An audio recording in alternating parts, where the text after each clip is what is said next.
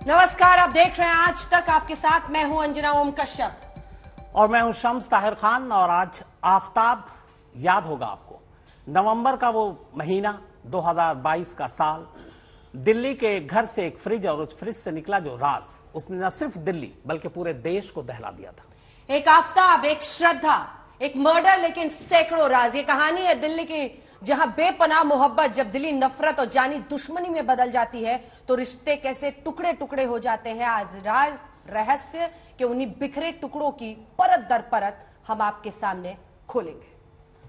बिल्कुल, आफताब और श्रद्धा की कहानी आपने तमाम अलग अलग जगहों पे सुनी, देखी, लेकिन ये सब कुछ हुआ कैसे? आखिर एक शख्स अपनी ही प्रेमिका के 35 टुकड़े कैसे करता है और महीनों तक उन टुकड़ों को दिल्ली से लेकर गुरुग्राम तक अलग अलग जगह फेंकता है, छुपाता है, दफनाता है, और दिल्ली पुलिस महीनों उन टुकड़ों को ढूंढती रहती है। आज तक के हाथ नाको टेस्ट के जो हिस्से आए हैं उससे ऐसे राज खुलते हैं जिनको सुनकर आप सिहर जाएंगे, क्योंकि उसमें बड़े ही ठंडे दिमाग से ये आफताब एक एक किस्सा सुनाता है। वो बताता है कि किस तरह से इस पूरे मामले में उसने श्रद्धा के शरीर के टुकड़े किए। लेकिन हम आपको बता दें, आज ठीक 12 बजे आपको यह दिखाने वाला था, लेकिन कोर्ट ऑर्डर से मनाही के बाद अब हम आपको बहुत ही जिम्मेदारी के साथ वो हिस्से समझाने की कोशिश करेंगे जिसमें कोल्ड ब्लडेड मर्डर, जिसे कहते हैं अंग्रेजी में, वही हुआ है।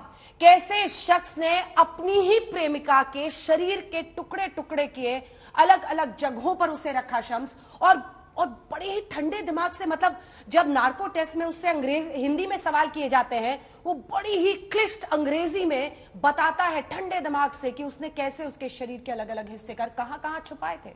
बिल्कुल अंजना, और वो तमाम बातें खुद आफताब की जुबानी सब कुछ कैद है। लेकिन जैसे ही आज तक पर आज सुबह से ये प्रोमो चलना शुरू हुआ, उसके बाद दिल्ली पुलिस से लगातार फोन आने शुरू हुए। दिल्ली पुलिस ने फिर ये कहा कि सुप्रीम कोर्ट के गाइडलाइंस के हिसाब से आप इसे नहीं चलते। इसके बाद दिल्ली पुलिस की टीम अदालत पहुंची और अदालत जाने के बाद वहां कहती है कि चूंकि आज तक पर आफताब का कबूलनामा चल रहा है, इस पर रोक लगाई जाए। आज तक का मकसद सिर्फ इंसाफ है, ताकि हर पहलू इस मामले के सामने आए।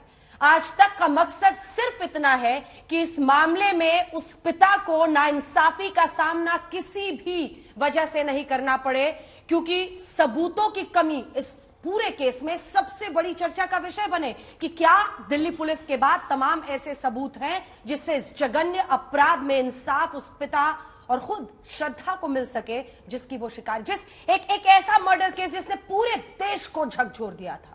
हर पिता, हर मां अपनी बेटी को लेकर परेशान थी, हैरान थी, खास तौर पर लिव इन रिलेशनशिप्स की सुरक्षा पर जिसने शायद सबसे बड़ा सवाल खड़ा किया था, वही श्रद्धा मर्डर केस आज एक बार फिर से चर्चा में। बिल्कुल अंजना, और इसमें खास बात यह थी कि आज तक का मकसद था कि इस तरह की चीजों को लोगों को पब्लिक इंटरेस्ट में दिखाना, और उसकी वजह यह भी है कि जिस तरीके से यह वारदात हुई थी।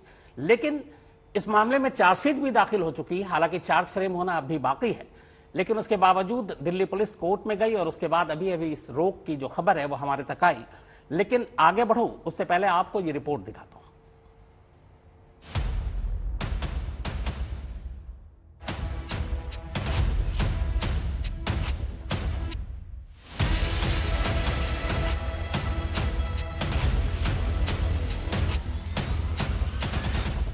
2022 के खत्म होते होते दिल्ली से आई एक तस्वीर ने पूरे देश को बेचैन कर दिया था। मोहब्बत का अंजाम टुकड़ों में लिपटकर फ्रिज से यूं निकलेगा, किसी ने सोचा न था। एक लड़की की लाश के टुकड़ों को डस्टबिन, सड़कों, नालों और जंगलों में फेंका या दफनाया जाएगा, और फिर महीने भर तक सड़कों या जंगलों में पुलिस वाले उसे तलाशते रहेंगे। ये भी सोच से परे की चीज थी। एक लड़का अपनी ही गर्लफ्रेंड का कत्ल करके महीनों तक उसकी लाश के टुकड़ों को फ्रिज में फ्रोजन करके और किश्तों में गिन गिन कर उन टुकड़ों को ठिकाने लगाने के लिए रात के अंधेरे में निकलता है। बस ये सोच कर ही रूह कांप जाती है। पर यह चीखता, उबलता, खौलता हुआ सच है कि आफताब ने अपनी प्रेमिका श्रद्धा के साथ ये सब कुछ किया। नवंबर 2022 के महीने में दिल्ली के छतरपुर पहाड़ी इलाके के घर के एक फ्रिज से सेहरन पैदा कर देने वाला जो राज बाहर निकला, वो दिल्ली और देश सब जानता है। आफताब ने श्रद्धा का कत्ल किया। कत्ल के बाद लाश के 35 टुकड़े और महीने भर तक उन टुकड़ों को दिल्ली भर में फेंकता रहा।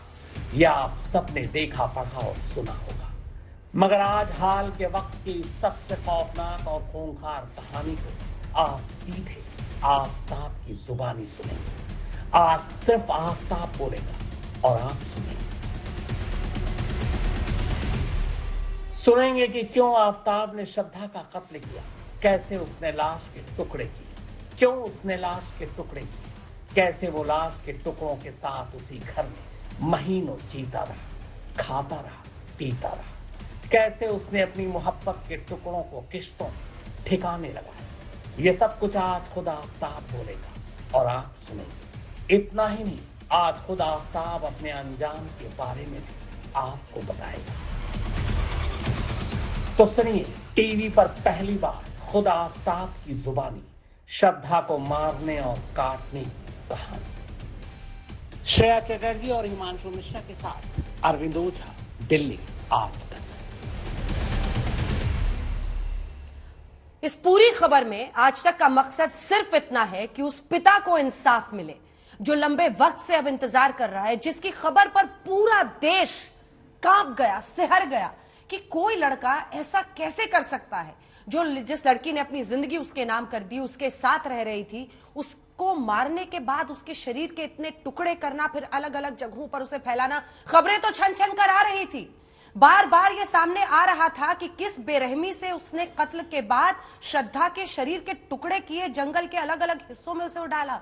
लेकिन आज तक के पास पहली बार नार्को टेस्ट का वो ऑडियो आया जिसमें हमने अपनी कानों से सुना कि वो किस बेरहमी से बता रहा है, एकदम ठंडे दिमाग से, कि मैंने पहले उसकी कलाई काटी, फिर मैंने उसका अंगूठा कहीं ले जाकर फेंका। ये सब कुछ खुद अपनी जुबानी नार्को टेस्ट में बड़ी क्लिष्ट अंग्रेजी में बताता हुआ दिख रहा है, सुनाई दे रहा है आफताब। लेकिन चूंकि ये माननीय कोर्ट का ऑर्डर है, इसीलिए वो ऑडियो हम आपको नहीं सुना सकते हैं। हम कोर्ट और कोर्ट के दिए हर आदेश का सम्मान करते हैं।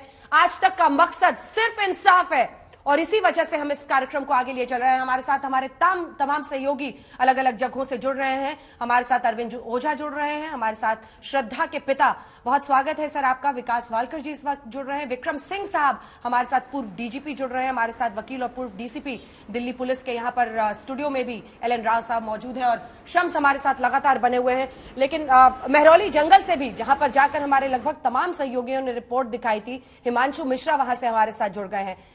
विकास जी, मैं आपके साथ शुरुआत करना चाहती हूं। मेरा दिल आज भी हम सब का दहल जाता है जब हम सोचते हैं कि श्रद्धा ने अपने अंतिम पलों में और उसके बाद क्या झेला है, और इसीलिए इंसाफ की ये लड़ाई इतनी मजबूत होती है सर, क्योंकि हर किसी को लगता है कि किसी बेटी के साथ ऐसा कोई करने की हिम्मत दोबारा नहीं कर पाए।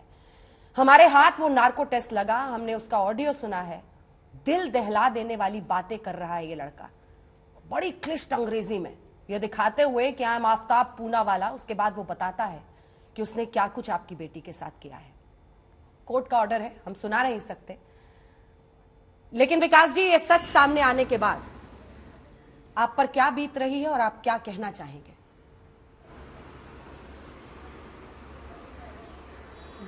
मैं तो हैरान हूँ कि ये ऐसे कैसे कर सकता है। मुझे बताने के लिए या सुनने के लिए भी मुझे तकलीफ हो रही है इतनी कि मैं बता नहीं सकता है, लेकिन इसने कैसे किया है ये सब, इतना सब घिनौना काम किया है, ये मुझे कहने के लिए बहुत मुझे तकलीफ हो रही है अभी। तो मैं यही कोशिश कर रहा हूँ कि अभी ये मैं अब तक उसके अंतिम संस्कार भी नहीं कर पाया इसके वजह से। ये क्या किया है इसने अभी, मैं अभी भी सरकार से भी मांग कर रहा हूँ और कोर्ट से भी मांग कर रहा हूँ कि मुझे इसके अंतिम संस्कार के लिए कुछ हिस्से दे दिए जाए और मैं कुछ उसका अंतिम संस्कार करूँ। तो मेरी यही कोशिश रहेगी कि ये पहले करूँ, तो उसके बाद मुझे जो भी फैसला आ जाएगा कोर्ट का वो बाद में है, लेकिन मुझे पहले अंतिम संस्कार के लिए मैं गुहार लगा रहा हूँ। आपने कोर्ट के अंदर बाकायदा ऑडियो और वीडियो सुना, क्योंकि कोर्ट का इस वक्त आदेश आ चुका है, हम लोग सुना नहीं सकते उस जो आफताब का कबूलनामा है, लेकिन आपने तो कोर्ट के अंदर सुना था सीधे लाइव वहीं पर, शायद जहां तक मेरी जानकारी है। तो उस वक्त जब आपने सुना तो क्या सुना, और आपको फिर जाहिर सी बात है कि कैसा लगा, ये पूछना भी अजीब सा होगा। मैं तो एक्चुअली जैसे मैं सुन रहा था तो मैं खड़ा भी नहीं हो पाया, मैं तुरंत वैसे ही बैठ गया। मुझे ताकत ही नहीं रही कि मैं ये सब सुन पाऊँ। मुझे बहुत तकलीफ हो रही थी और बता नहीं सकता मैं किस दौर से गुजर रहा था उस वक्त। अपनी ही बेटी के अंतिम संस्कार को तड़पती आपकी आत्मा और शून्यता में ताकती आपकी ये आंखें पूरे देश को झकझोर रही हैं इस वक्त विकास जी। हम सब समझ सकते हैं जब अपनी ही बेटी सिर्फ एक तस्वीर बनकर रह जाए जीवन भर के लिए और सुनने को ऐसे जघन्य अपराध का ऑडियो मिले, दिन रात सब कुछ काटना आपके लिए मुश्किल हो रहा होगा विकास जी। हाँ, ये अभी कितने टाइम मुझे इसे सब बताना पड़ेगा और ये सुनना पड़ेगा। ये मुझे इतनी तकलीफ हो रही है, ये कोई नहीं जान सकता है। ये सिर्फ मैं ही अभी जो झेल रहा हूँ, ये मुझे ही मालूम है क्या मैं किस दौर से गुजर रहा हूँ। तो बार बार मुझे ये कहने के लिए भी हिम्मत नहीं हो रही कि ये कैसे किया है, ये क्या किया है। अंजना, अगर चूंकि कोर्ट का आदेश है, लेकिन जो कुछ आफ्ताब ने कहा, अच्छा आफ्ताब की ये बात है कि चाहे वो पुलिस का स्टेटमेंट हो या फिर अलग अलग लेवल पे, हर जगह उसने ये माना कि हाँ उसने श्रद्धा को मारा, न सिर्फ मारा बल्कि उसके लाश के टुकड़े किए, टुकड़े कहां कहां फेंके। तो जो चीज जो उसने दिल्ली पुलिस को स्टेटमेंट दिया, दिल्ली पुलिस को बताया, फिर बाद में अलग अलग जगहों पे जो उसने एक्सेप्ट किया, बल्कि एक बार तो कोर्ट में जब उसका रिमांड के लिए बात हो रही थी, जज के सामने उसने एक्सेप्ट किया था। हालांकि वो एडमिसेबल नहीं होगा क्योंकि जब तक ट्रायल शुरू नहीं हो, लेकिन उसने अब तक जो कुछ एक्सेप्ट किया जो हर जगह है, वो हम आपको अगर अंजना दिखाना चाहें दिखाएंगे। लेकिन विकास जी, एक और सवाल मेरे मन में था। मुझे पता है जितना आपके लिए जवाब देना इस सवाल का मुश्किल होगा, उतना ही मुश्किल मेरे लिए ये सवाल भी आपसे पूछना है। लेकिन आप अंतिम संस्कार को लेकर बहुत ज्यादा लग रहा है कि आपको एक क्लोजर मिलेगा इस पूरे मामले में। क्या पुलिस ने आपको बताया है कि ऐसी स्थिति बनेगी कि कुछ हिस्से आपको दिए जाएं जिससे अंतिम संस्कार आप कर पाए? कुछ आपको बताया है इस बारे में पुलिस ने? शुरू में तो मुझे बताया था कि पुलिस वाले कि ये मुझे दे दिए जाएंगे ये अंतिम संस्कार के लिए। लेकिन बाद में अभी मैंने जब उनको पूछा कि मुझे कब तक मिलेंगे, मेरा अभी 1 साल पूरा होने को आ रहा है, अभी सिर्फ 1 महीना बाकी है, तो अभी वो बता रहे कि नहीं, अभी इसकी पूरी चार्ज फ्रेम होने के बाद भी अगर उसने कुछ आगे चल के हाई कोर्ट में या सुप्रीम कोर्ट में चैलेंज किया तो यही हमारे पास एविडेंस है, तो अभी हम नहीं दे सकते। तो ये ऐसे कैसे कानून है? ये सिर्फ उसको ही सब कोशिश कर रहा है ये कि मतलब उसको कैसे वो बचाए। तो हम कुछ नहीं कर पा रहे कि मतलब मेरी बेटी के अंतिम संस्कार भी नहीं कर पा रहा हूँ। अगर उसने ऐसे घिनौना काम किया है, वो खुद मतलब डिक्लेयर कर रहा है कि मैं ये ऐसे किया है, तो मुझे क्यों नहीं मिल रहे ये अंतिम संस्कार के लिए? तो मुझे तो कैसे भी किसी भी हालत में ये 1 साल के अंदर मिलना ही चाहिए, ऐसे मैं कोशिश कर रहा हूँ। आपके पीछे आपकी बेटी की एक तस्वीर लगी हुई है। 1 साल लगभग बीत गया, लेकिन आपके लिए हर दिन बहुत मुश्किल बीत रहा होगा उसकी तस्वीरों को देखकर। उसको इतने करीब से आपने तो पाला ही है, अपनी उंगलियों से उसे चलना सिखाया है पकड़ के। बहुत मुश्किल हो रहा होगा विकास जी आपके लिए। बहुत यानी मैं बता नहीं सकता मुझे क्या तकलीफ हो रही है। और मैं घर में भी ऐसे अकेला आदमी हूँ जो मतलब मैं खुद ही ये दुख झेल रहा हूँ, और ये मतलब सब सारे मतलब जो कोर्ट के काम है वो भी दिल्ली जाके करना पड़ रहा है मुझे। ये सब मुझे अभी मतलब बता नहीं सकता है मैं कितनी तकलीफ से गुजर रहा हूँ अभी। जिस तरीके से अभी श्रद्धा के पिता विकास जी ने कहा, लगभग मई में ये कत्ल की बात सामने आई थी, नवंबर में बॉडी मिलना शुरू हुआ था। कोर्ट में एक केस प्रॉपर्टी होता राव साहब, जो उनका बड़ा वाजिब सवाल है कि अब अंतिम संस्कार के लिए भी वो तरस रहे हैं। तो ये कब तक? अभी तो ट्रायल भी शुरू नहीं हुआ है, अभी तो सिर्फ चार्जशीट हुई है। तो ऑडियो सुना है, मतलब क्या हाँ, क्या वो तो कह रहा ये है, है मतलब कि चार्जशीट ठंडे दिमाग से शम्स बता रहा है कि I left the thumb there, मतलब अंगूठा यहाँ पे अंजना असल में उनके सवाल का जवाब में, चूंकि कानूनी तौर पर कि क्या ये केस प्रॉपर्टी ट्रायल जब तक पूरा ना हो जाए तब तक ये फिर अंतिम संस्कार के लिए यूं इंतजार करेंगे? नहीं शम्स जी, मैं आपको बड़ा क्लियर कर दूं, ये जो बॉडी पार्ट्स मिले थे उनको एफएसएल भेजना था, वहां से उनका कनेक्शंस देखना था, वहां पे केमिकल एनालिसिस और दूसरा जो साइंटिफिक तरीके से उसकी एविडेंस है वो इकट्ठा करना था। वो होने के बाद में अगर वो हो गई होगी तो ये पीसीज आपका आफ्टर फोटोग्राफ्स कोर्ट की परमिशन के बाद, उनकी कोर्ट ऐसे केसेस में परमिशन देती है कि फोटोग्राफ लेके फोटोग्राफ फाइल पे लगाएं। उन पीसीज को कोर्ट में दिखाने की कोई जरूरत नहीं है इसमें, तो उनको जब तक रिपोर्ट आ जाए नहीं आई होगी तब तक उनको नहीं दिया जाएगा। रिपोर्ट आने के बाद रिपोर्ट आ चुकी है, रिपोर्ट आ चुकी है तो उनको मिल सकता है। कोई ऐसा कोई बाध्य नहीं है कि कोई उसको कोर्ट में उनको पीसीज को दिखाना, कोई मैं इसकी एविडेंस की कोई वैल्यू नहीं समझता हूं, क्योंकि सुप्रीम कोर्ट माननीय सुप्रीम कोर्ट का यह आदेश है कि ऐसी चीज जो कि कोर्ट में फिजिकली दिखाना पॉसिबल नहीं है तो उनको फोटोग्राफ के माध्यम से दिखाया जा सकता है, और वो फोटोग्राफ इनकी आइडेंटिफिकेशन भी होगी। फोटोग्राफ को फिर हम फाइल में लगाएंगे, उसको हम एग्जिबिट कर सकते हैं और वो एक अच्छी एविडेंस हो जाती है। आप तो वकील भी हैं, इसके बाद में विक्रम सिंह साहब आपके पास फौरन आ रही हूँ, आप तो वकील भी हैं। जी हाँ। फिर क्या करें उनके पिता? वो तो बार बार कह रहे हैं दिल्ली पुलिस को कि आप मुझे जो भी हिस्सा, आप सोचिए इस पिता के लिए मतलब 1 साल से इंतजार कर रहे हैं, और अब क्या उनको इसके लिए भी कानूनी प्रक्रिया की शुरुआत करनी पड़ेगी? ये बहुत दुखद बात है, क्योंकि एक पिता को कम से कम उसका अंतिम संस्कार करने के लिए कुछ तो उनको पीसेज मिले ताकि उनकी आत्मा को शांति मिले, उनकी आत्मा को मिले, और जो श्रद्धा जा चुकी है उनकी भी जो दिवंगत आत्मा उसको शांति मिले।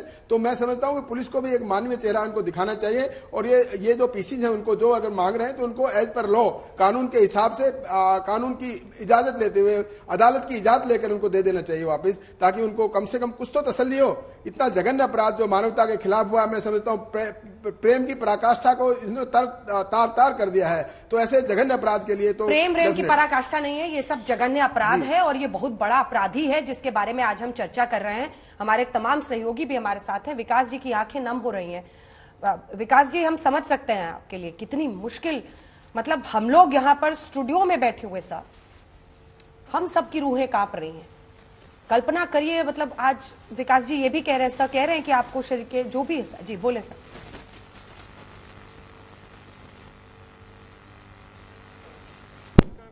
सिर्फ ऐसे सिर्फ डिमांड कर रहा हूँ, ये करना चाहिए, मुझे ये करना है, फिर भी कुछ नहीं हो रहा है। ये कैसे न्याय है? ऐसे कैसे हो सकता है?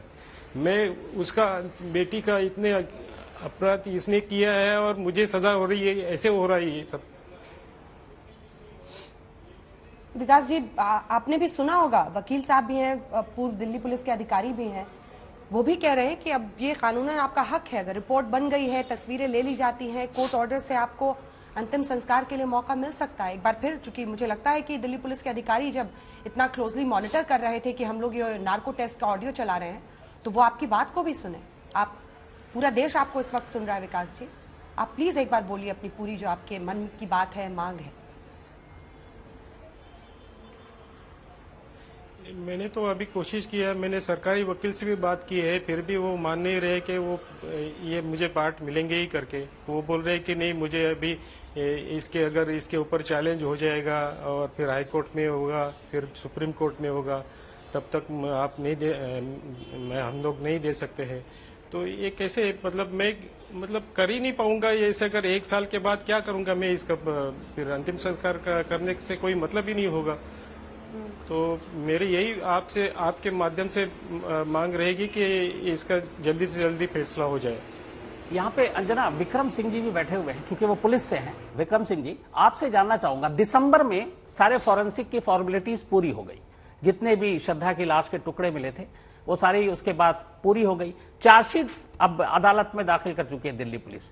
उसके बावजूद अगर श्रद्धा के पिता को, जो एक उनका राइट बनता है कि अपनी बेटी का अंतिम संस्कार करें, और ये अप्रैल का महीना है, लगभग आज 10 अप्रैल हो चुका है, तो इतना डिले और क्या, जब तक ट्रायल नहीं होगा तो एक बाप इंतजार करेगा अपनी, एक तो जिसके साथ ऐसा हादसा हुआ उसके बाद अंतिम संस्कार के लिए। आपकी पुलिस के हिसाब से फिर क्या कहते हैं, और पुलिस इस मामलों में, ऐसे मामलों में कार्रवाई कैसे करती है? शम्स साहब, कानून बिल्कुल स्पष्ट है। लाश के संबंध में जो प्रक्रिया है, पहले पंचायतनामा हो चुका है, पोस्टमार्टम हो चुका है, फॉरेंसिक और साइंटिफिक एग्जामिनेशन हो चुका है, लेकिन जो प्राथमिकता, सर्वोच्च प्राथमिकता दिल्ली पुलिस इस केस को दे रही है, इससे भी स्पष्ट है कि आपके प्रोमोस देख करके वो न्यायालय चले गए और न्यायालय से एक स्थगन आदेश आपके लिए ले आया कि आप उसको नहीं चलाएंगे, नार्को एनालिसिस के इकबालिया बयान को। इससे ये स्पष्ट है कम से कम कि वो सर्वोच्च प्राथमिकता दे रहे हैं, ये चीज तो स्पष्ट है। लेकिन लाश को रोके रहना इतने दिनों तक, इसका कोई औचित्य नहीं है। इसके पहले भी एल एन राव साहब ने कितने केसेस ऐसे किए होंगे, मैंने तो सैकड़ों किए हैं, जहां लाश के टुकड़े किए गए और जो कानूनी प्रक्रिया पंचायतनामा, पोस्टमार्टम, फॉरेंसिक और अन्य एग्जामिनेशन विसरा के बारे में हो जाता है तो लाश सुपुर्दगी में दे दी जाती है परिवार को। लेकिन यहां क्यों नहीं दिया जा रहा है? एल एन राव साहब ने बिल्कुल सही परामर्श दिया विकास जी को कि अदालत में एप्लीकेशन डायरेक्टली डालें और एसपीओ वगैरह से बात करना निरर्थक है, क्योंकि वो वही करेंगे जो उनकी प्राथमिकता है, क्योंकि वो उसको प्रेस्टीज इशू बना करके रखा, बनाना भी चाहिए, लेकिन आपके साथ अन्याय भी नहीं होना चाहिए। तो शम जी, मेरा परामर्श होगा विकास जी को कि न्यायालय जाके सीधे एप्लीकेशन दे और मानवीय अधिकार पे और कानूनी पहलुओं के मद्देनजर लाश के हिस्से जो बचे हैं वो आपको सम्मान के साथ सुपुर्द होने चाहिए। आपने एक बात कही जो कोर्ट वाली, यहां पे जानना चाहूंगा कि एक पब्लिक इंटरेस्ट में एक शख्स कैसे इतना हीनियस क्राइम कर सकता है। और ये जब सब कुछ आज तक पे चल रहा था, उसके बाद दिल्ली पुलिस आनंद फानंद में गई और इसके ऊपर स्टे लेती है। मेरा ये जानना है सिर्फ कि एक चार्जशीट जिसमें दाखिल हो चुका है और जिसमें एक स्टेटमेंट लगभग मीडिया में अलग अलग रूप में सामने आ चुका है, उसमें इस ऐन वक्त पर जाकर उसके कबूलनामे को दिखाने से रोकने के लिए दिल्ली पुलिस का स्टे ऑर्डर लेना, आपकी नजर में, आप चूंकि एक बहुत ही सीनियर पुलिस अफसर रहे हैं, बहुत ही टॉप पोस्ट पर आप रहे, आपकी नजर में ये इसका क्या मायने? अभूतपूर्व। इसके पहले आपने कितने ऐसे केसेस देखे कि दिल्ली पुलिस ने, किसी और पुलिस बल ने इस प्रकार जाके स्थगनादेश प्राप्त किया हो और इतनी जो है तत्परता दिखाई हो। दिखाई ये पड़ता, तत्परता तो छोड़ दें, जो मौलिक कार्य है वो भी नहीं होता। इस केस में हो रहा है ये एक स्वस्थ एक है। इसका पहलू ये है कि वो सर्वोच्च प्राथमिकता दे रहे हैं, कोई छूट नहीं छोड़ रहे हैं, ये अच्छी बात है। लेकिन विकास जी के साथ और श्रद्धा के परिवार के साथ भी अन्याय नहीं होना चाहिए। दूसरा पहलू ये भी है, कहीं ऐसा न हो कि प्राथमिकता के आधार पे विकास जी के साथ एक तो अन्याय हुआ, दूसरा अन्याय अनर्थ ये हो जाए कि बॉडी पार्ट्स न मिले श्रद्धा के विकास जी को। इसलिए मेरा कहना यह है, कितने ही केसेस हमने किए हैं, मौलिक चीज ये है कि जब उसकी अनिवार्यता समाप्त हो जाती है शम्स जी, वो वापस कर दिया जाता है।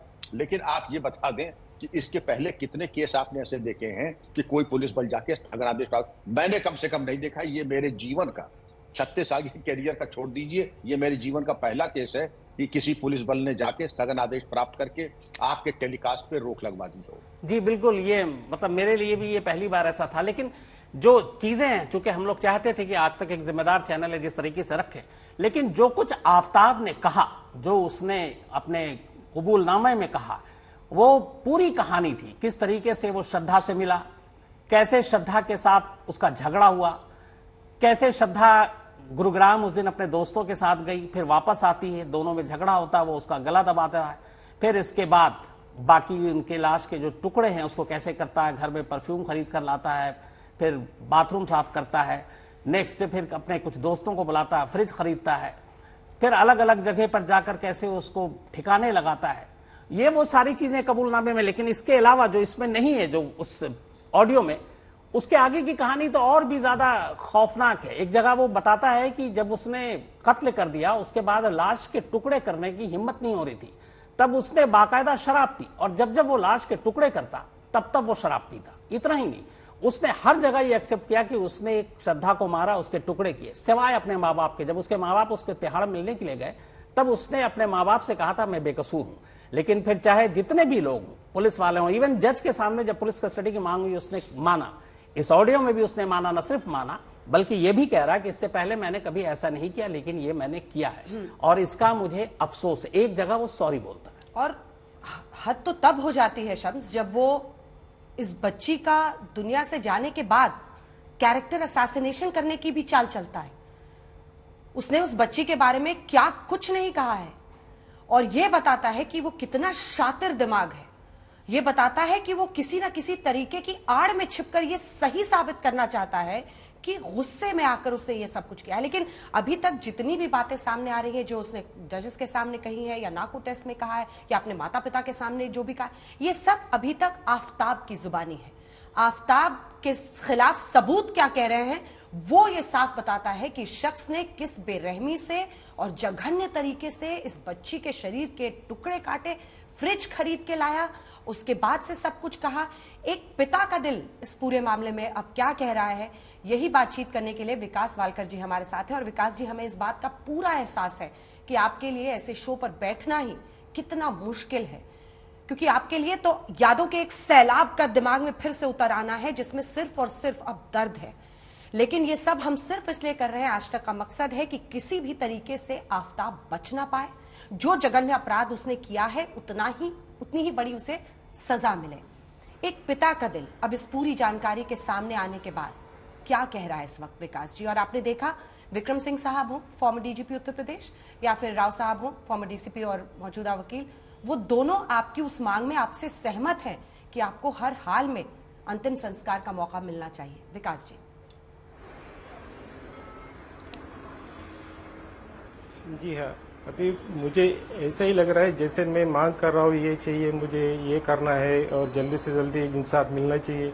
लेकिन मुझे लग रहा है ये सारे प्रक्रिया में कहीं ना कहीं कानूनी लूप होल्स है, वो शायद इसके ऊपर विचार करना चाहिए। ऐसे इस तरीके से अगर कुछ अपराध होते हैं तो उसको कैसे जल्दी से जल्दी निपटाया जाए, इसके बारे में सोचना चाहिए कानून को। आपके वकील आपको क्या बता रहे हैं सर पूरे मामले में, और कहां तक पहुंचा है, कैसे आगे बढ़ेगा, अगर आप संक्षिप्त में बता सकें। वकील तो यही बताते हैं कि ये सारा अभी केस फ्रेम होगा, सारे मतलब सबूत जो भी है वो सारे सामने आ जाएंगे, कोर्ट में पेशी होगी। उसके बाद मेरा स्टेटमेंट होगा, उसके बाद फिर उसके ऊपर बहस होगी, और फिर बहस होने के बाद वो हमें शायद कुछ चीज़ें में चैलेंज कर सकते हैं। और फिर पता नहीं उसने इतना सारा घिनौना अपराध किया है, फिर भी हमारे ऊपर वो कुछ इल्ज़ाम भी लगा सकते हैं। तो ये सारी चीज़ें अभी मुझे लगता है कि सब मतलब कानूनी प्रक्रिया है, इसमें मुझे जो तकलीफ हो रही है और आगे कितना लंबा ये हो सकता है, तो अभी मुझे शायद मैं ये आगे कैसे कर पाऊंगा और शायद नहीं भी कर पाऊं, ये मुझे आगे मालूम नहीं है कैसे कर।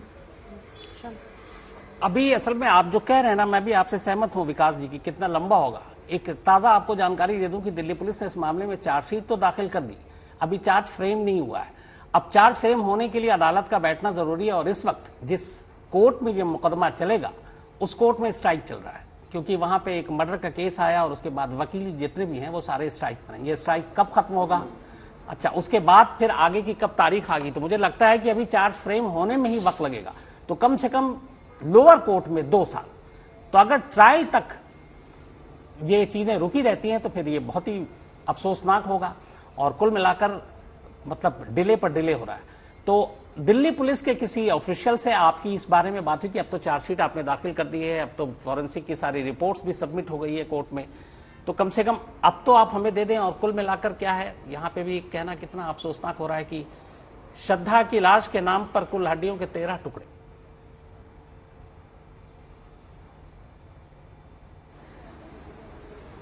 तो विकास जी आपने यही कोशिश कर रहा हूँ कि मुझे जल्दी से जल्दी ये सारे,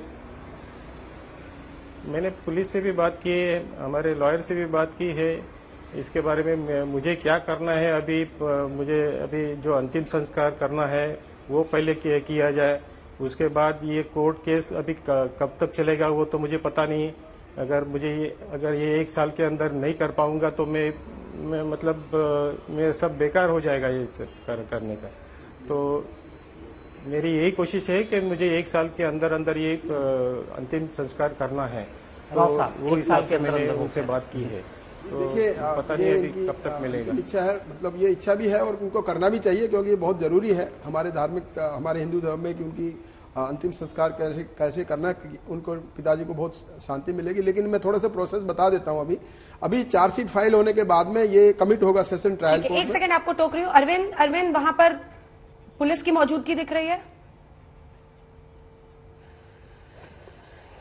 नहीं जी बिल्कुल, देखिए अंजना, जब से जानकारी मिली दिल्ली पुलिस को, दिल्ली पुलिस अलर्ट हो गई। अब क्यों अलर्ट हो गई ये अपने आप में बड़ा सवाल है। इस वक्त हम उसी जंगल में मौजूद है जहां पर फॉरेस्ट डिपार्टमेंट के और दिल्ली पुलिस के डिपार्टमेंट के लोग वो आसपास मंडराते रहे, लेकिन वो दिल्ली पुलिस जो भागकर एक चैनल पर ऑडियो चलने वाला है, बड़ा सबूत चलने वाला है, भागकर कोर्ट गई, उस दिल्ली पुलिस को कम से कम जो अभी श्रद्धा के पिता कह रहे थे वो सुनना चाहिए कि उनकी बेटी की हत्या हो गई है और उन्होंने अभी तक अंतिम संस्कार नहीं किया है।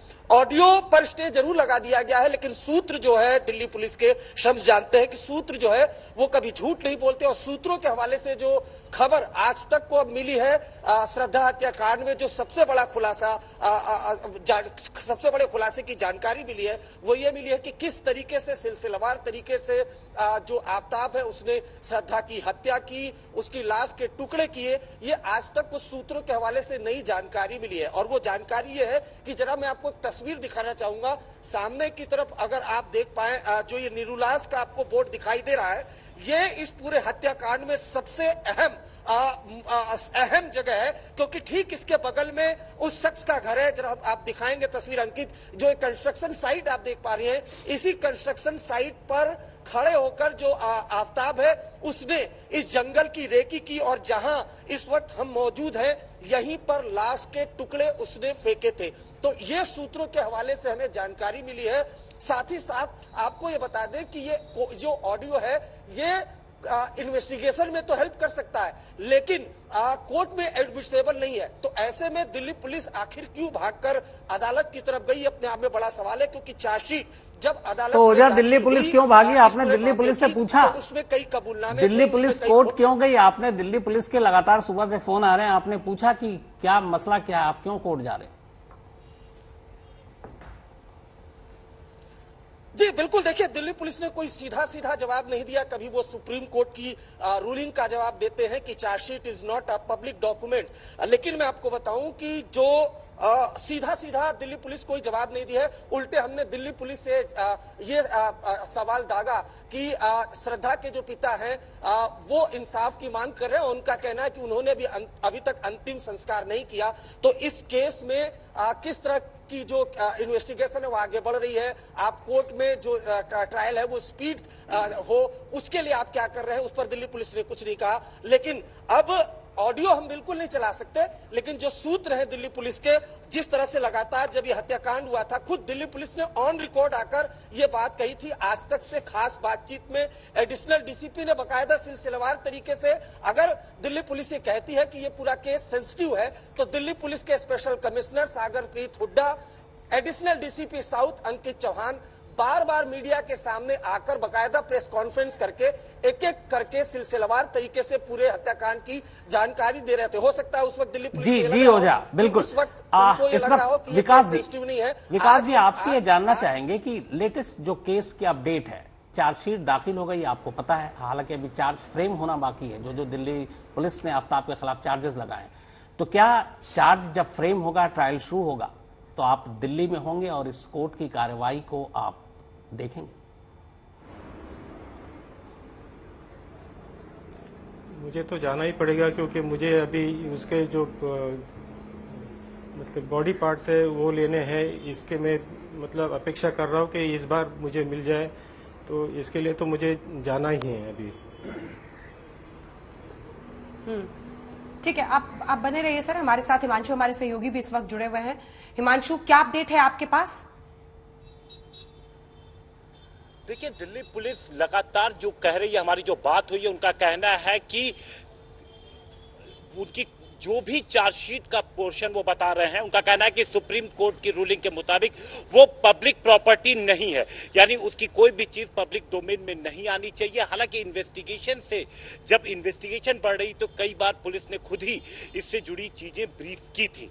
अगर हम इस पूरे केस की बात करें, शुरुआत से बात करें, महरौली थाने में 12 नवंबर को जब FIR दर्ज की थी, 5 महीने से ज्यादा का वक्त हो चुका है, और इस मामले में एक बार नहीं बल्कि सूत्रों की माने तो 3 बार आफ्ताब ने दिल्ली पुलिस के सामने कबूलनामा किया। पहली बार पुलिस की जब 14 दिन की रिमांड थी, उसमें उसके बाद पॉलीग्राफी टेस्ट में, फिर नार्को टेस्ट में उसने पूरा, सिर्फ यही नहीं कि जो 18 मई को जो घटनाक्रम जिस दिन मर्डर हुआ वही नहीं, बल्कि उसके आगे कब कब उसने किस तरीके से पूरे बॉडी पार्ट्स को ठिकाने लगाया, दिल्ली पुलिस की टीमें किस तरीके से जंगल के अलावा गुड़गांव और उत्तराखंड के अलग अलग इलाकों में पुलिस बॉडी पार्ट्स तलाशती रही, साथ साथ उसने आफ्ताब भी था।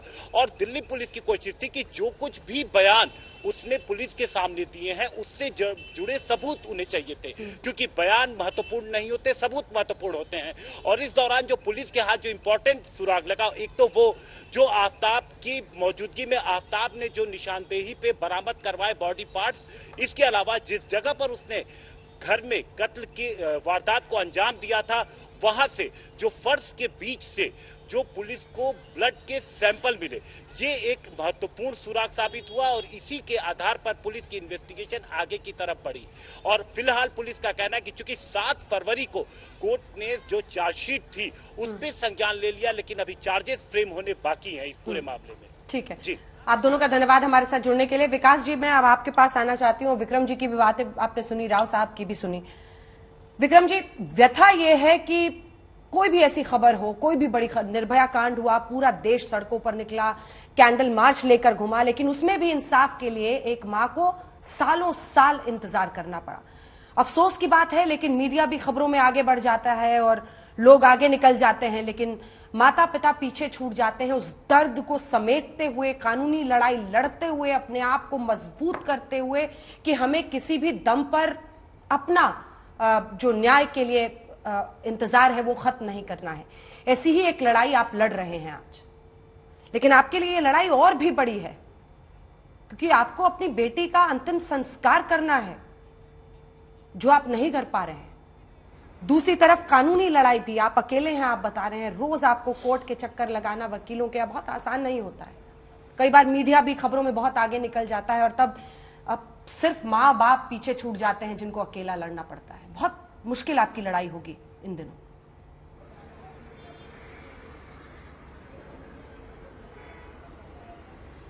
जी, मुझे तो यही लग रहा है कि अभी मैं अकेला कैसे ये कर पाऊंगा। ये अगर आप के माध्यम से मैं कहना चाहता हूँ कि इसका फैसला जल्दी से जल्दी आने के मैं कोशिश कर रहा हूँ। तो मैं सरकार से भी ये विनती करता हूँ कि इसका फैसला जल्दी से जल्दी सुनाया जाए। जो आपने पहले भी बताया, आपके वकीलों के जरिए बातचीत हो रही है और वो कह रहे हैं कि अभी मामला सामने आएगा, आपका भी स्टेटमेंट होना है, चार्जशीट दाखिल होने के बाद भी एक लंबी प्रक्रिया है जिसके लिए आपको तैयारी करनी है। लेकिन आप बार बार कह रहे हैं कि अंतिम संस्कार का आपको मौका मिले, तो उस बारे में एक बार फिर से आप कुछ कहना चाहेंगे, ताकि कम से कम उन लोगों तक ये आवाज आपकी पहुंचे जो इस पर निर्णायक साबित हो सकते हैं, जो ये तय कर सकते हैं कि एक पिता को ये जो उसका हक है वो मिले या नहीं मिले। उनसे क्या कहना चाहेंगे आप आज तक के माध्यम से? मैं आपके आज तक के माध्यम से यही कहना चाहता हूँ कि अगर बात सरकार सुने, कानूनी प्रक्रिया से जो कि मुझे मिलना चाहिए वो मिले जल्दी से जल्दी, और मैं ये अगले महीने तक इसका अंतिम संस्कार कर पाऊँ। क्या विकास जी, आपको अंतिम संस्कार के लिए जो चीजें हैं वो, इसके अलावा बहुत सारी चीजें थी, श्रद्धा की निशानी थी जब वो दिल्ली में रह रही थी, छतरपुर पहाड़ी में, बाकी जो चीजें थी, क्या वो दिल्ली पुलिस ने आपको सौंप दी या वो भी अभी दिल्ली पुलिस के ही कब्जे में है केस प्रॉपर्टी के तौर पर? नहीं, वो सारी चीजें दिल्ली पुलिस के कब्जे में ही है। अभी तक मुझे कुछ बताया भी नहीं है कि श्रद्धा की क्या क्या चीजें अभी उनके पास है। विक्रम सिंह साहब, आपसे एक कमेंट इस पर, क्योंकि आज जो नार्को का ऑडियो था वो तो हम अपने दर्शकों को नहीं दिखा पाए, सुना पाए, और कोर्ट के हर फैसले का हम सम्मान करते हैं आज तक, लेकिन चाहता है इस मामले में इंसाफ हो। और हम वो चैनल नहीं है जो खबर दिखाकर उसे भूल जाते हैं। हम इंसाफ की लड़ाई में विकास वालकर के साथ हैं और हर कदम पर रहेंगे। आप क्या कहेंगे, इनको क्या तरीका अपनाना चाहिए, क्योंकि उनकी पीड़ा हम सब समझ रहे हैं। विक्रम सिंह साहब। बेशक अंजना जी, आपकी संवेदना, और विकास जी, ऐसा कोई व्यक्ति नहीं है जो कि श्रद्धा के बारे में जानता है और उसके हृदय से रक्तस्राव न हो रहा हो। एवरीबडीज हार्ट इज ब्लीडिंग, और आपके साथ हैं। मेरे दो परामर्श आपको होंगे। अभी मैंने अपने स्रोतों से पता लगाया है, दिल्ली पुलिस ने कमर कस रखी है आफ्ताब को सजा दिलाने की। वो कोई भी चांस नहीं ले रहे हैं और इस प्रक्रिया में भी ये बताया जाता है, मैं कोट नहीं कर सकता, ये बताया जाता है कि कहीं किसी भी कारण ऐसा न हो कि आफ्ताब को कोई लाभ मिल जाए, इसलिए उन्होंने ये प्रक्रिया अपनाई, जिसके लिए मैं समझता हूं कि मैं दिल्ली पुलिस को किसी भी तरीके का इसमें दोष नहीं दूंगा, न उंगली उठाऊंगा, क्योंकि आफ्ताब के भागने के रास्ते सब बंद होने चाहिए, उसको सजाए मौत मिलनी चाहिए। ये ठीक है कि हमें कुछ निराशा हुई कि हमें ऑडियो सुनने को नहीं मिला, हमें निराशा ये हुई कि शायद कोई ऐसी चीज मिल जाती, लेकिन मेरा परामर्श विकास जी को ये होगा कि इसके पहले भी इस देश में कही है कि 30 वर्किंग डेज में और 21 वर्किंग डेज में फांसी और सजाए आजीवन कारावास की सजाएं मिल चुकी है। मेरा एक परामर्श और होगा कि फास्ट ट्रैक कोर्ट में अपने मुकदमे को डलवाने के बारे में हम कार्रवाई करें, और वो संभव है और डूएबल है, और मैं जानता हूं कि ये संभव है। और आपका केस तो वो है, ऐसा कोई व्यक्ति ढूंढना असंभव है जो कि आफ्ताब के साथ संवेदना व्यक्त कर रहा हो और आपके साथ संवेदना ना हो। आप एप्लीकेशन मूव करें, मैं जानता हूं बहुत मेरिट है आपके एप्लीकेशन में, और फास्ट ट्रैक को आने के बाद ये प्रक्रिया हो सकता है कंडेंस हो जाए, मुझे पूरी आशा है। विकास जी, आप उनसे कुछ कहना चाहेंगे? जी शुक्रिया। नहीं जी शुक्रिया आपके। अगर ये मैं कानूनी प्रक्रिया तो नहीं जानता हूँ कि कैसे होगा ये, लेकिन ये मुझे खुशी हो रही है कि मुझे अभी उम्मीद है कि कुछ न कुछ मेरे तरफ से कुछ न्याय मिलेगा मुझे।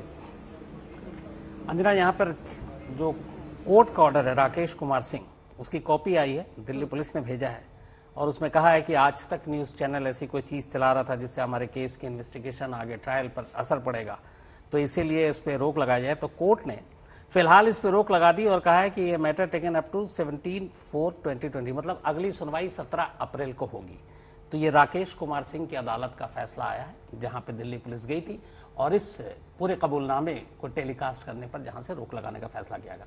इस पर अगली सुनवाई 17 अप्रैल को होगी।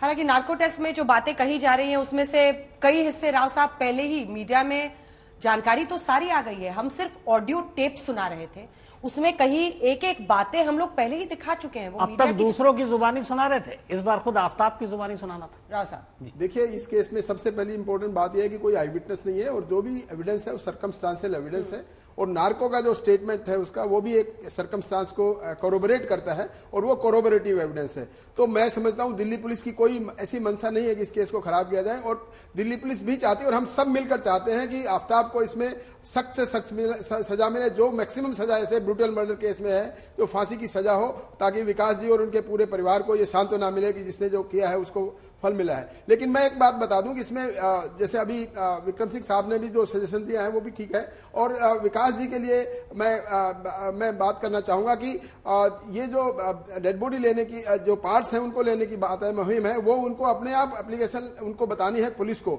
और एक पुलिस के पास, जैसे मैं इसमें हैरान हूं कि उन्होंने ये कहा कि मेरे को बताया नहीं गया है, ये बड़ी अजीब सी बात है, क्योंकि पुलिस में एक आपका अपडेट नाम का एक मुहिम चलती है कि जो इन्वेस्टिगेटिंग ऑफिसर है उसकी जिम्मेवारी है कि उसके जो विक्टिम है उनको जब बताए कि आपके केस में क्या हो रहा है।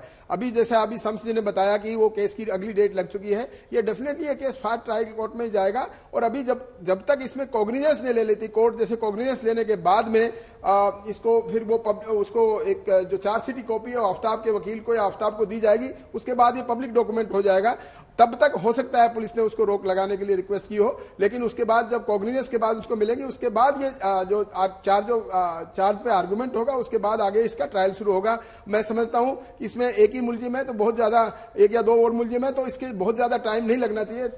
डे टू डे बेसिस पे इसकी ट्रायल अगर हो तो जल्दी से जल्दी इसमें फैसला आ सकता है। जैसे निर्भया में भी कोशिश की थी जल्दी फैसला लाने के लिए, लेकिन इसमें देर हो गई थी। याद है आपको कितने साल में आया था? साल में, मैं कह रहा हूँ 7 साल के बाद उसको अल्टीमेटली, लेकिन उसमें 2 साल सुप्रीम कोर्ट में बड़ा एग्जाम्पल है कि जो फास्ट ट्रैक कोर्ट उसने 9 महीने में जजमेंट दिया, लेकिन उसके बाद फिर हाई कोर्ट में कई साल लगे, ये हमारे कानून का जो प्रोसेस है ना, ये गलत है। 8 साल लगे फांसी के तख्ते तक पहुंचने में, निर्भया जैसे केस में जिसने पूरे देश को एक तरह से खौला दिया था।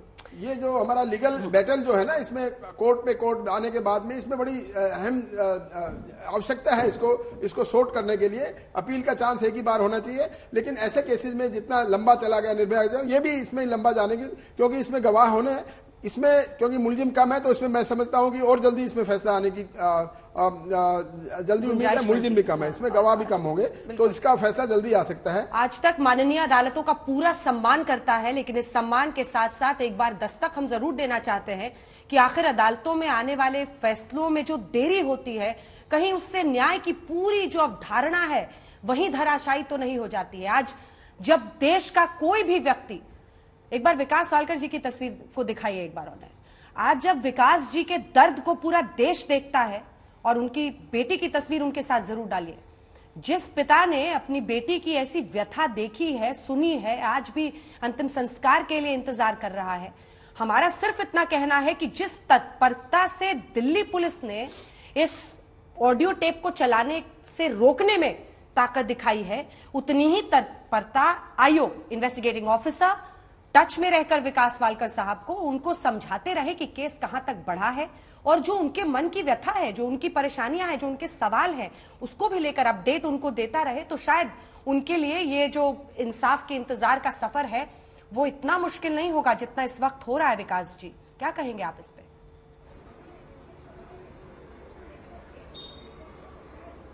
जी, मैंने तो पहले मुलाकात में जब ये सरकारी वकील से मैंने यही कहा कि मुझे ये फास्ट ट्रैक में चलाना है, तब मैं उनका जवाब सुन के तो मैं हैरान हो गया कि ये फास्ट ट्रैक में अभी जो चल रहा है वो सही चल रहा है, मुझे लगता है अभी सही फास्ट ट्रैक के लिए कोशिश मत कीजिए। ऐसे जवाब मतलब सुन के तो मुझे ऐसा लग रहा है कि ये फिर ये मतलब करना ही नहीं चाहते कि ये जल्दी से जल्दी इसका फैसला हो जाए। तो ये कैसे कानूनी प्रक्रिया है, मुझे समझ भी नहीं आ रहा है। लगभग कितने सरकारी वकील हैं सर जो इस मामले को देख रहे हैं आपके लिए? एक ही है? जी, मैंने सुना नहीं। एक ही वकील है सर जो आपके लिए सरकारी वकील जो इस मामले को आगे ले जा रहे हैं? जी हाँ, एक ही वकील है अभी। राव साहब, आपकी क्या राय है? जी, आपकी क्या राय है इस पर? आप उनको क्या बताएंगे अगर उनके सरकारी, और जाहिर तौर पर वो वकील भी सारे प्रोस कॉन्स देख रहे होंगे। देखिए, इंसाफ is the ultimate goal, definitely, और फास्ट ट्रैक में कुछ हो जाए और फिर हायर कोर्ट और सुप्रीम कोर्ट में उतनी ही देरी हो तो मतलब नहीं बनता। प्रोस कॉन्स मेजर करते हुए आप विकास जी को क्या बताएंगे? He should know everything. बिल्कुल अंजना जी, देखिए ये बहुत इंपॉर्टेंट है कि इसमें बड़ा फूक के कदम रखना है। ट्रायल में भी सरकारी वकील इसमें एक ही होता है क्योंकि ये स्टेट केस है। मैं समझता हूँ ये इंपॉर्टेंट केस है। मुझे कई केसेज में देखा कि दिल्ली पुलिस एक स्पेशल प्रोसिक्यूटर अपॉइंट कराती है इस केस को, एक्सक्लूसिव इसी केस को करने के लिए।